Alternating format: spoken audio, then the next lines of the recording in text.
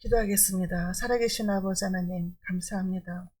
오늘도 우리에게 주신 말씀을 통해서 깨닫는 은혜가 있게 하시고, 하나님께는 영광이 되고, 우리에게는 기쁨이 되고, 은혜가 되는 시간이 되게 하여 주옵소서. 예수님의 이름으로 기도하옵나이다. 아멘.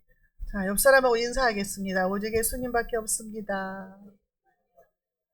진심으로 예수님밖에 없습니다. 네, 아멘입니다. 오늘 하나님께서 저와 여러분들에게 주신 말씀은 열왕기상 17장의 말씀입니다.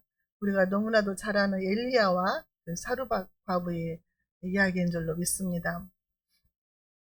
우리가 지금 남유다와 북왕국에 대해서 은혜를 받고 있는데요. 자, 북왕국은 여로보암을 통해서 초대 왕으로 해가지고 계속 이어져 가서 7명의 왕이 나왔잖아요. 그런데 북왕국은 갈수록 왕들이 더 악해지는 거예요. 여로보암, 그 다음에 여로보암 아들 나답, 근데 그 아들을 죽이고 바하사가 반역을 해가지고 왕이 됐어요. 바하사가 왕이 됐는데 그 아들 엘라까지 갔는데 그 엘라를 또 시므이가 죽이고 또 오므리가 시므이를 죽이고 그 다음에 이제 오늘 아합왕까지 왔단 말이죠. 우리가 아합왕을 지난번 16장에서 보면은 아합이 왕이 되어가지고 그 에빠알의 딸 시돈 땅에 있는 에빠알의 딸 이세벨을 아내로 맞이했다 이렇게 나왔거든요. 우리가 알기로 이세벨은 가장 악독한 왕후거든요. 그 이세벨을 왕으로 맞이했는데 이 시돈 땅은요 바알의 원천지예요. 원천지. 바알을 섬기는. 그래서 그 바알의 그 섬기는 그 시돈 땅의 그 엣바알의 딸 이세벨을 아내로 맞이한 아합 왕은 예루살렘에서 바알의 신전을 세우고 아세라 상을 만들고 해가지고 바알을 섬기는 거예요. 그러니까 북이스라엘의 국교가 바알이 돼버린 거예요. 바알교가 된 거예요. 하나님이 보실 때 얼마나 악하겠어요. 그런데 그 시대에는 얼마나 사람들도 악했냐면은 자, 우리 16장 마지막 절 34절을 지난번에는 우리가 안 했거든요. 근데 제가 한 절 읽어드릴게요. 34절 16장. 그 시대에 베델 사람 히엘이 여리고를 건축하였는데 그가 그 터를 쌓을 때에 맏아들 아비람을 잃었고 그 성문을 세울 때에 막내 아들 수굽을 잃었으니 여호와께서 눈의 아들 여호수아를 통하여 하신 말씀과 같이 되었더라 그랬거든요. 여호수아 6장 26절에서 여호수아가 이제 여리고성을 건축하는 사람은 처음에 이제 터를 쌓을 때 맏아들이 죽을 것이고 성문을 세울 때 막내가 죽을 것이다 이렇게 예언을 했다 그 말이에요.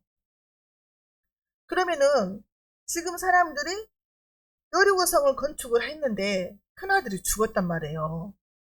터를 쌓을 때 죽었어. 그러면 아차 하나님 말씀이 있었지 더 이상 진행하면 안 되겠구나 이렇게 생각을 해야 되잖아요. 근데 그냥 우기고 다 한 거예요. 그래서 막내 아들이 또 죽었어요. 이처럼 하나님의 말씀이 없는 시대가 된 거예요.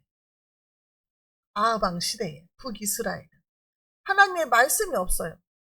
그러니까 바알이 대장이 되고 바알 신을 섬기는 그런 이제 북이스라엘이 되었다 그 말이에요. 원래는 하나님 백성이었는데 자 그래서 북이스라엘은 여로보암 때부터 어떻게 했어요? 금송아지도 섬기고 바알도 섬기고 아세라도 섬기고 막 그렇게 우상의 천지가 돼버린 거죠. 하나님께서는 뭐라고 그래요? 내가 그들을 티끌에서 이끌어내서 왕으로 삼았거늘 그들이 나를 버렸다. 그들이 나를 버리고 반역하고 나를 분노하게 한다 그래요. 하나님이 너무너무 화가 나신 거죠. 여로보암에부터 시작된 이스라엘의 북이스라엘의 범죄가요. 아방 시대에는요 얼마나 악했는지 하나님이 특단의 조치가 필요한 거예요. 특단의 조치. 특단의 조치가 필요한데 이것을 하나님께서는 이제 가뭄을 통해서 하나님이 살아계심을 나타내시는 줄로 믿습니다. 오늘 본문 말씀을 통해서 저와 여러분들에게 깨닫는 은혜와 지혜가 있으시기 바랍니다. 자, 엘리야와 가뭄이에요. 가뭄. 자, 1절에 보니까 길르앗에 우거하는 자 중에 디셉 사람 엘리야가 아합에게 말하되 내가 섬기는 이스라엘의 하나님 여호와께서 살아계심을 두고 맹세하노니 내 말이 없으면 수년 동안 비도 이슬도 내리지 아니하리라. 자, 아합 왕한테 선지자가 나타난 거예요. 하나님이 쓰시는 선지자 엘리야가 나타나서 내가 섬기는 하나님, 살아계심을 두고 내가 맹세한다. 내 말이 없으면 하나님의 말씀이 내게 임했는데 내 말이 없으면 수년 동안 이 땅에 비도 이슬도 내리지 아니할 것이다 그랬어요. 이 땅은 팔레스타인 이 땅은요 하나님의 은혜가 아니면 살 수 없는 땅이에요. 지금 우리는 뭐 저수지도 있고 강도 있고 막 다 있잖아요. 근데 이 땅은요 그런 게 없어요. 그래서 밤에 내리는 이슬조차도 귀한 그 땅이다 그 말이에요. 그 땅이 그랬다 그 말이에요. 그런데 비도 내리지 아니하고 이슬도 내리지 아니할 것이다. 그랬어요. 이 엘리야를요 그 이스라엘 사람들 유대인들은요 모세에 버금가는 사람으로 엘리야를 쳐주거든요. 그래서 우리가 요한복음에도 보면은 그 세례 요한이 나타났잖아요. 요한복음 1장 20절에 보면은 세례 요한이 나타나가지고 막 세례를 주고 하니까 그 유대인들이 와가지고 네가 그리스도냐 그래요. 아니다 그러니까 그러면 네가 엘리야냐 막 이래요. 그러니까 아니다 막 그러거든요. 근데 유대인들은 엘리야를 이렇게 높이 쳐줬다고 말이에요. 그렇게 위대한 선지자라고 생각을 했어요. 그래서 그 엘리야가 말라기서에 보면은 하나님이 엘리야를 보내겠다 했는데 그 엘리야가 바로 세례 요한이다 그러셨거든요, 주님이. 자, 그런 엘리야가 가장 악한 아합 왕 때에 나타난 거죠. 하나님이 보내신 거죠. 자, 그래서 내가 섬기는 이스라엘 하나님 여호와, 이스라엘 모든 사람들에게 하나님이 오직 참신이었잖아요. 그런데 이 사람들이 변질된 거죠. 하나님과의 언약을 깨버린 거예요. 이 사람들이. 그래서 참신은 오직 여호와 하나님밖에 없다. 바알이 아니다 이 말을 하는 거죠. 내가 섬기는 살아계신 하나님이시다는 거죠. 살아계심을 두고 내가 맹세한다. 그 당시에는 바알과 아마 우상 숭배가 지배적으로 있는데 이런 말을 하기가 대단한 용기가 필요했다는 거죠. 왕한테 가가지고 아합과 이세벨이 그렇게 악독한데 거기에 가가지고 살아계신 하나님을 두고 맹세하노니 이 땅에 내 말이 없으면 비도 이슬도 내리지 아니할 것이다. 이 말을 한다는 것이 엄청난 용기가 필요했을 거라는 거죠. 목숨을 걸고 말을 해야 된다는 거죠. 왕한테는 왕이 잘못하면 이렇게 해야 된다는 거예요. 이 시대의 목사님들도 지도자가 잘못하면 이렇게 짚어주고 말을 해줘야 된다 그 말이에요. 누가 해주냐고 누가. 하나님을 말씀을 대언하는 목사님들이 말을 해줘야 된다 그 말이죠. 내 말이 없으면 수년 동안 비가 내리지 않을 것이다. 이 전쟁을 선포한 거죠. 왕한테. 하나님은 때를 따라서 이른 비와 늦은 비로 내려주셔야 우리가 살 수 있어요. 하나님의 은혜와 축복을 상징하거든요. 이른 비와 늦은 비가. 근데 하나님은요. 자기 백성들이 백성들을 징계할 때에 하나님이 비도 그치는 그런 징계를 하시는데 신명기 11장 17절에서요. 여호와께서 너희에게 진노하사 하늘을 닫아 비를 내리지 아니하여 땅으로 소산을 내지 않게 하심으로 너희가 여호와의 주신 아름다운 땅에서 속히 멸망할까 하노라. 하늘문을 닫아버리신다는 거예요. 우리가 옛날에도 막 그 기우제 지려고 막 그 TV 보면 옛날 그 보면 나오잖아요. 기우제 지려고 비가 안 오면 막 가뭄 들어가지고 눈바닥이 갈라지고 막 할 때 그런 거 마찬가지예요. 이 바알은요 땅에 비를 내리고 뭐 생산력을 주고 주관하고 뭐 구름을 지배하는 신이다. 풍요의 신이다 해가지고 그 사람들이 바알을 섬겼거든요. 비를 주관하는 신이래요. 근데 이게 가짜라는 걸 하나님이 밝히려고 그러는 거예요. 비를 누가 주냐 이거예요. 바알이 비를 주냐? 아니라는 거예요. 자, 신명기 18장 12절에 여호와께서 너를 위하여 하늘의 아름다운 보고를 여시사 내 땅에 때를 따라 비를 내리시고 내 손으로 하는 모든 일에 복을 주시리니 네가 많은 민족에게 꾸어줄지라도 너는 꾸지 아니할 것이요. 아멘입니다. 이 말씀을요, 우리가 자녀들 기도할 때도 이거 기도해 줘야 돼요. 응? 때를 따라 비를 내려주시고 부어줄지라도 꾸지 않는 손이 되게 해주시라고. 자손들 기도할 때도 이렇게 기도해 줘야 된단 말이에요. 신명기 28장 12절의 말씀. 하나님이 비를 내리시는데 이 사람들은 무지하게도 바알이 비를 준다고 생각을 하는 거예요. 풍요의 신이다, 뭐 구름을 주관한다 이렇게 생각하면서, 그러니까 하나님이 하늘문을 닫아버리시고, 봐라, 바알이 비를 내리는가 봐라, 이 어리석은 자들아. 자, 2절에서 4절 보겠습니다. 여호와의 말씀이 엘리야에게 임하여 가라사대, 너는 여기서 떠나 동쪽으로 가서 요단 앞 그릿 시내가에 숨고 그 시냇물을 마시라. 내가 까마귀들에게 명하여 거기서 너를 먹이게 하리라. 하나님께서 너는 여기서 떠나라는 거예요. 아합과 이세벨이 있는 곳에서 떠나라. 그들이 너를 죽이려 할 것이니 숨어라, 그 말이에요. 숨어. 그릿 시내가에 숨어라. 그리고 그 시냇물을 마셔라. 내가 까마귀들에게 명령을 해서 너를 먹이게 할 것이다. 너를 굶게 하지 않겠다, 그 말이에요. 하나님 왜 이렇게 자상하신 거예요? 아합이 죽일 줄 알고 숨으라는 거예요. 그것도 그리 시내가 물이 있는 곳으로 인도한 거예요. 물. 시냇물이나 비나 구름이나 하나님이 주지 않으면 있을 수 없는 거잖아요. 하나님의 은혜가 아니면 살 수 없는 곳, 시냇가로 가라는 거예요. 하나님이 때로는 숨기기도 하세요. 우리 예수님도 막 복음을 전할 때 막 돌을 들어서 예수님 치려고 막 했잖아요. 그때 예수님도 숨어서 성전에서 나가셨다 이렇게 나왔어요. 때가 아니니까 아직. 내가 까마귀들에게 명령하여 거기서 너를 먹이게 하리라. 여러분, 먹는 거 걱정하지 마세요. 하나님이 까마귀도 보내서 먹여주신대요. 네? 아니, 이 까마귀는 도대체 뭐길래 하나님 말씀에 순종하냐 이 말이에요. 이스라엘 백성들은 순종도 안 하는데. 네? 까마귀 5절 6절. 그가 여호와의 말씀과 같이 하여 곧 가서 요단 앞 그릿 시냇가에 머물매 까마귀들이 아침에도 떡과 고기를, 저녁에도 떡과 고기를 가져왔고 그가 시냇물을 마셨으나, 까마귀는요 원래가 부정한 짐승이다. 레위기 11장에 그렇게 나와요. 부정한 짐승이요. 막 썩은 시체를 먹고, 그 썩은 것들 먹고 날짐승으로 막 이런 것들 먹고 그런 사는 부정한 짐승이에요. 그리고 기억력이 없대요. 노아의 홍수 때 방주에서 이파리 물어오라고 보냈더니 까마귀는 돌아오지 않았잖아요.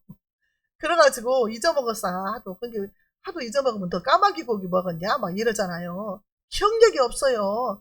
아, 근데 이 까마귀가요 하나님 말씀에 순종을 해가지고 떡과 고기를 아침 저녁으로 엘리야에게 날라다 주는 거예요. 어떻게 잊어먹지도 않고 기억력도 없는 까마귀가. 이게 말이 되냐고요, 이게. 어떻게 이렇게 순종을 잘하냐고, 까마귀는. 응? 그런 까마귀가 자기가 먹지도 않고 그 떡과 고기를 엘리야한테 다 갖다 바치는 거예요. 물어다가. 와, 기근에도 풍족함을 주시는 하나님.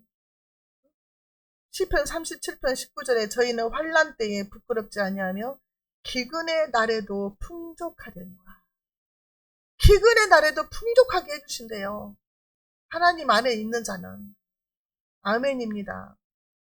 시편 78편 24절에 저희에게 만나를 비같이 내려 먹이시며 하늘 양식으로 주셨나니.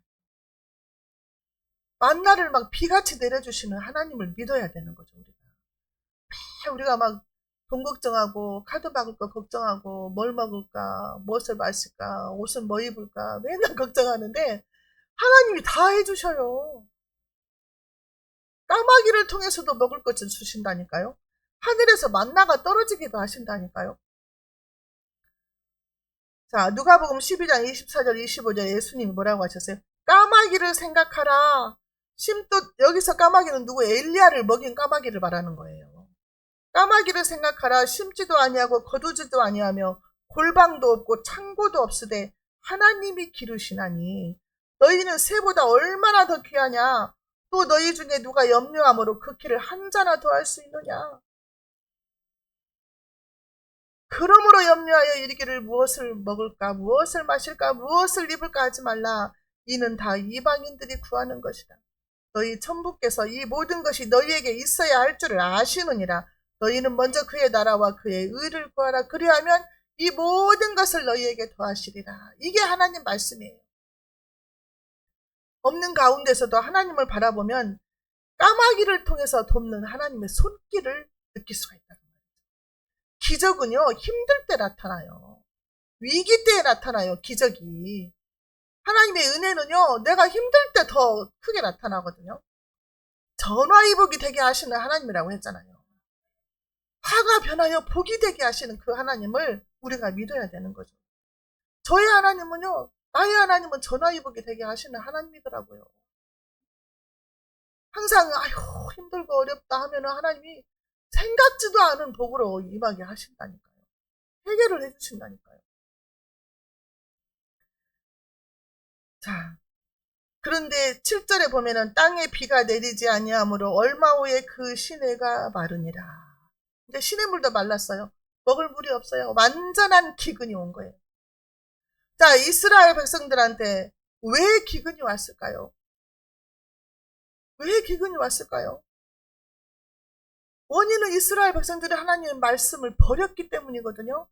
자, 이 기근이 자, 아모스 8장 11절에서 13절에 나와 있는 말씀이 있어요. 주 여호와께서 가라사대 보라 날이 이를지라 내가 기근을 땅에 보내리니 양식이 없어 주림이 아니며 물이 없어 가람이 아니요 여호와의 말씀을 듣지 못한 기갈이라. 사람이 이 바다에서 저 바다까지 북에서 동까지 비틀거리며 여호와의 말씀을 구하려고 달려 왕래하되 얻지 못하리니 그날에 아름다운 처녀와 젊은 남자가 다 같이 쓰러지리라 그랬어요. 하나님의 말씀이 없어서 영적인 기갈이 오니까 육적인 기갈도 온 거예요. 이스라엘 백성들이 하나님의 말씀을 받고 말씀대로 순종하고 그렇게 하나님을 기쁘게 하는 삶을 살았다면 기근도 오지 않았어요. 하나님의 말씀이 없어서 기갈이 된 거예요. 요즘 같은 시대에 얼마나 말씀이 많아요. 유튜브 보면은 막 얼마나 유명하신 목사님들 설교가 너무너무 넘쳐나고 기독교 방송에서도 그러고 말씀이 넘쳐나는 홍수시대라 그래요. 그런데 왜 사회는 변하지 않고 사람들은 변하지 않을까요? 하나님의 말씀이 내 마음에 아무런 영향력을 끼치지 않기 때문에 말씀을 듣고 받았으면 말씀에 순종을 해야 되는데 말씀하고 나하고 상관이 없게 사는 거죠. 예배 드릴 때는 아멘 아멘 하는데 나가서는 내 마음대로 살게 되는 거죠.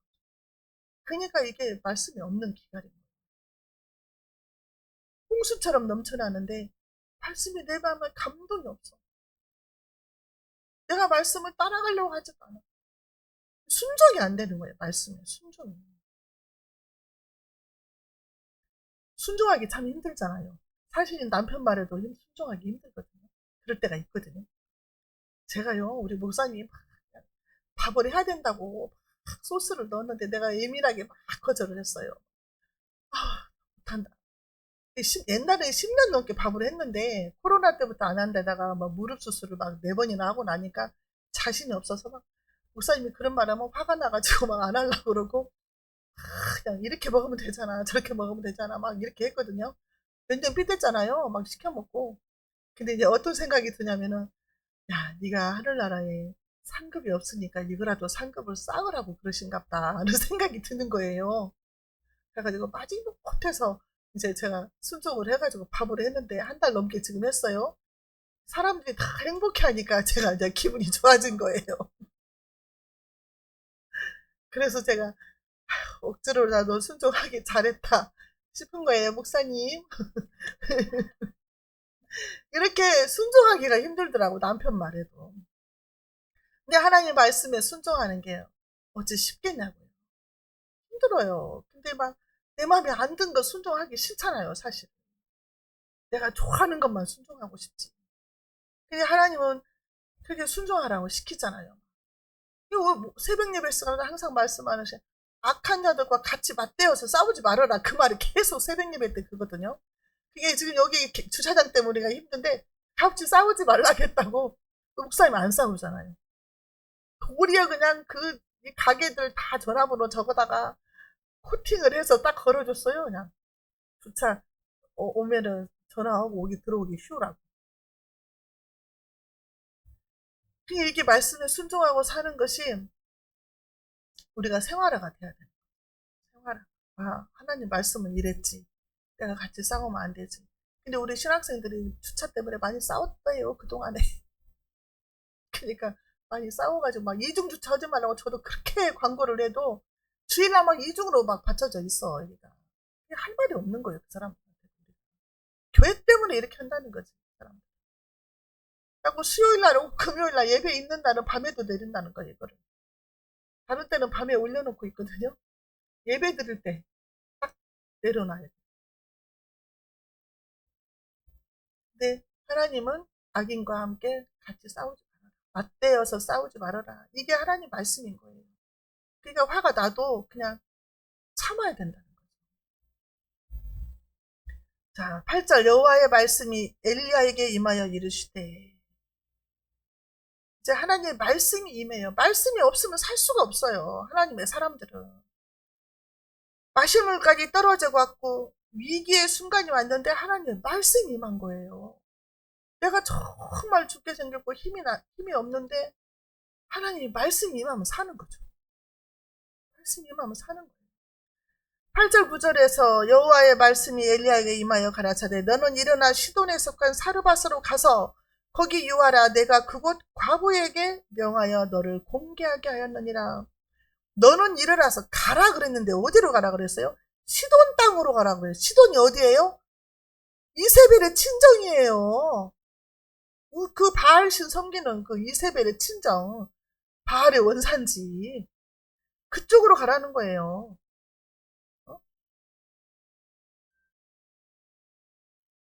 하나님이 어떻게 등잔 밑에다가 숨겨놓으셔. 등잔 밑이 어둡다고 하잖아요. 그 원수의 땅에다가 지금 엘리야를 숨겨놓으신 거예요. 엘리야는 하나님의 사람이라 말을 잘 듣죠. 순종을 하지요. 그래서 이세벨의 친정으로 간 거예요. 그 사르밧 과부를 찾아가라는 거죠. 과부에게 명하여서 내가 너를 공개하게 하였느니라. 아니 이방 땅이잖아요. 바알 섬기는 땅, 이방 땅에 과부가 너를 섬기게 했다. 내가 명령을 했다 이래요, 하나님께서. 그러니까 그 말씀을 따라서 또 엘리야가 일어나서 가는 거죠. 10절에 그가 일어나 사르밧으로 가서 성문에 이를 때에 한 과부가 그곳에서 나뭇가지를 줍는지라. 이에 불러 이르되 청하건대 그릇에 물을 조금 가져다가 내가 마시게 하라 그랬어요. 엘리야가 순종하고 이제 그 사르밧으로 갔는데 어떤 여자가 이제 나뭇가지를 줍는데 그 여자가 과부였더라는 거죠. 근데 아니 그 흉년에 물이 없는데 야 물 좀 떠와서 나를 마시게 해라 이러는 거예요. 나에게 물 좀 주시오 하는 거죠. 사실은 나그네가. 근데 이 과부는 어떻게 했을까요? 이 나뭇가지를 주워갖고 땔감을 삼는다는 것은 가난하다는 거잖아요. 지금. 근데 나한테 물을 마시게 하라 그러는 거예요. 지금 시돈 땅에도 물이 없는 거예요. 이스라엘 백성들의 죄악 때문에 그 주변이 다 가물은 거죠. 시돈 땅에도 물이 없어. 가물었다 그 말이에요. 근데 물이 귀한 상황에서 낯선 나그네가 와가지고 물 좀 달라고 하는 거예요. 이 과부한테는 큰 시험이 아닐 수 없잖아요, 사실은. 물 한 방울이 아까운데. 근데 여러분 같으면 어떻게 하겠어요? 수도꼭지만 탁 틀면 우리는 물이 나오지만 물이 없었다. 그러면 주기가 참 힘들겠죠. 근데 우리 주님은 뭐라고 하세요? 마태복음 25장 35절에서부터 보면은요.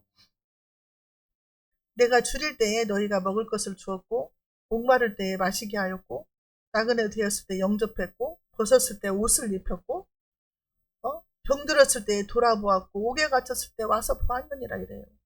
그 하나님은 주님은 우리에게 이걸 원하시는 거예요. 줄인 사람 보면 먹을 거 주고 목마른 사람 보면 물 주고 옷 없는 사람 보면 옷 주고 하라는 거예요. 손님을 대접하라는 거죠. 손님을 대접하면 부지 중에 천사를 대접한다 그랬어요.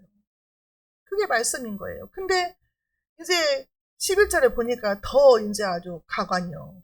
그가 물을 가지러 갈 때, 과부가 그가 가지러 갈 때에 이제 물 가지러 갔다 그 말이에요. 엘리야가 그를 불러서 이르되 청하건대 네 손에 떡 한 조각을 내게로 가져오라. 떡까지 달라는 거예요. 이제 물만 주는 것도 어딘데 떡까지 달라는 거예요. 과부가 물 가지러 가는 것도 정말 대단한 일인데 나에게 떡을 한 조 달라는 거예요. 한 조각을. 너무 과하잖아요. 이게 무례한 부탁이잖아요. 사실은. 근데 이제 엘리야는 뭐라 그래요? 엘리야는 속으로 그랬을 거야. 이 사람이 하나님이 나에게 보는 그 과부가 맞는가? 시험해보고 싶은 생각도 아마 있었을 것 같아요. 여호와가 준비한 여호와 일의 사람인가? 그런 생각도 들었을 거예요.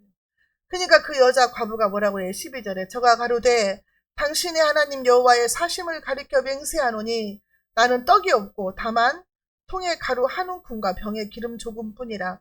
내가 나뭇가지 두엇을 주어다가 나와 내 아들을 위하여 음식을 만들어 먹고 그 후에는 죽으리라.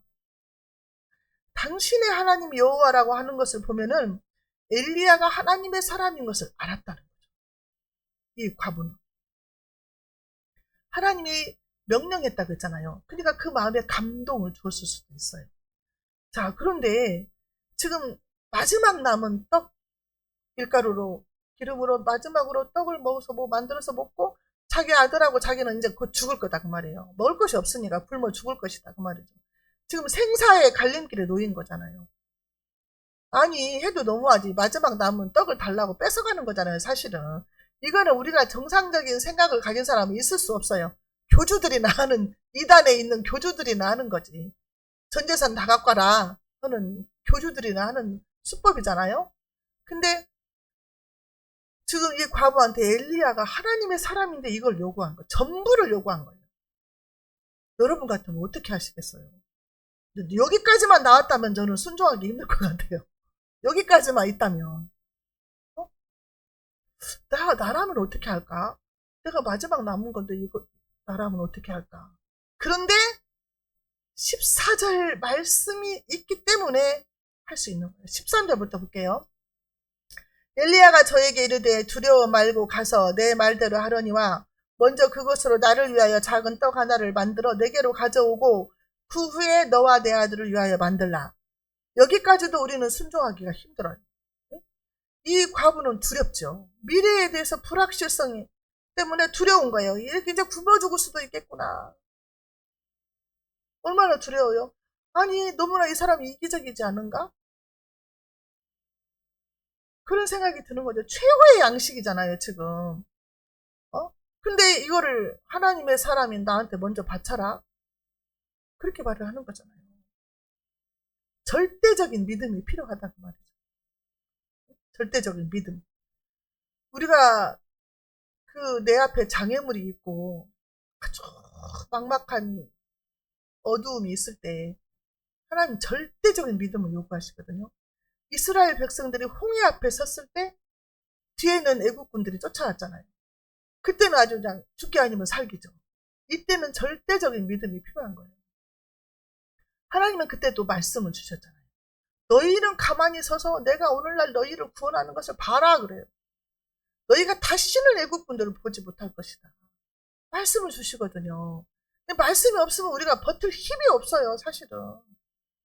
말씀이 있어서 우리가 붙들고 참고 견디고 인내하는 거거든요. 근데 이제 이 과부한테도 하나님이 말씀이 임한 거죠. 하나님의 말씀이 14절로 임했어요. 이스라엘 하나님 여호와의 말씀이 나 여호와가 비를 지면에 내리는 날까지 그 통의 가루가 떨어지지 아니하고 그 병의 기름은 없어지지 아니하리라 하셨느니라. 이 말씀이 있으면 순종할 수 있겠죠. 말씀이 있기 전에는 순종 못해요. 어떻게 순종해? 내 새끼가 지금 굶어서 죽어가는데. 나는 죽더라도 내 자식이, 내 아들이 지금 죽어가잖아요. 근데 어떻게 순종해? 너 사람이냐 그러지 엘리야한테. 당신도 사람이냐 그렇게 할 거 아니에요. 근데 거기까지는 순종 못하는데 하나님이 말씀이 임하니까 순종이 되는 거예요. 이 말씀은 여호와께서 책임을 지시겠다는 거예요. 언제까지? 비가 올 때까지, 감염이 그칠 때까지 내가 너 책임져 줄게. 걱정하지 마. 너 먹는 거, 너 입는 거, 너 마시는 거 걱정하지 마. 내가 너 책임져 줄게. 너 훈련 끝날 때까지. 의심하지 마세요. 의심하고 염려하지 마세요. 하나님이 책임져 주신대요. 이거 아멘으로 받으면 내 것이 되는 거예요. 어떻게 하겠느냐? 밀가루가 떨어지지 않게 하시겠대요. 기름병에 기름이 마르지 않게 하시겠다는 거예요. 누구니까 하시냐? 하나님이시까 하시는 거예요. 우리가 기름병 얘기하시죠? 엘리사 선지자 때에 선지생도가 죽었어요. 그러니까 선지생도 아내하고 아들들이 있었는데 빚을 많이 져가지고 자기 아들들이 노예로 팔려가게 생겼다 이거요. 그러니까 그 선지생도 아내가 과부가 돼가지고 선지자 엘리사한테 찾아왔잖아요. 그러니까 엘리사가 뭐라고 해서 뭔 통을 많이 이웃에 가가지고 통을 많이 빌려다가 놔라. 그리고 방에 들어가서 문을 잠그고 기름병을 부어라. 기름병이 가득가득 통마다 찼잖아요. 그래서 그걸 팔아가지고 빚도 갚고 너네 먹고 살아라 이랬잖아요. 하나님은 기름병이 마르지 않게 하는 그런 능력이 있으시다 그 말이에요. 우리 예수님 오병이의 기적도 있잖아요. 물고기 2마리하고 떡 5개하고 5,000명이 먹고 12바구니가 남았잖아요. 그런 하나님의 능력을 성경 책 속에만 있는 이야기로만 생각하면 안 된다는 거죠. 그것이 내 것이 돼야 돼, 내 것이. 그래야 이렇게 말씀이 없어 기갈이 아니라 하나님의 말씀이 내 것이 되니까 이 말씀을 믿고 견디는 거예요. 그러면 기적이 일어나는 거죠. 15절 그가 가서 과부죠.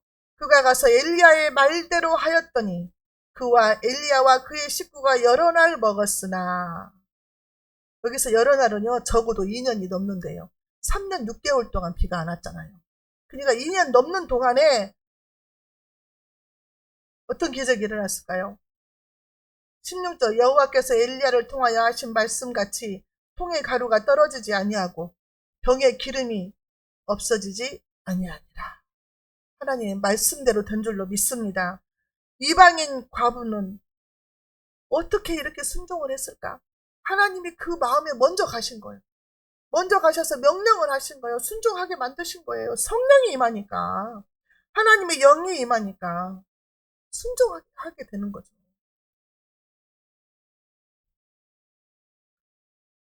요한복음 11장 40절에서 예수께서 가라사대 내 말이 내가 믿으면 하나님의 영광을 보리라 하지 아니하였느냐. 하나님의 말씀을 믿어야 영광을 드릴 수 있는 거예요. 믿어야만이 기적이 일어나는 거예요. 믿지 않으니까 기적이 안 일어나요. 표적이 나타나지 않는다는 거예요.